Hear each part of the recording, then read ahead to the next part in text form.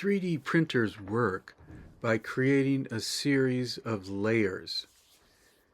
That software generates these layered views of your 3D model.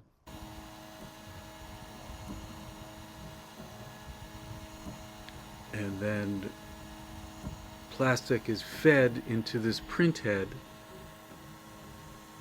and is melted and comes out in layers. It's sort of a mesmerizing experience watching the 3D printer in action. So these are working on printing the communication symbols for the OT class. You can see the different stages. Once again, there are different layers forming here.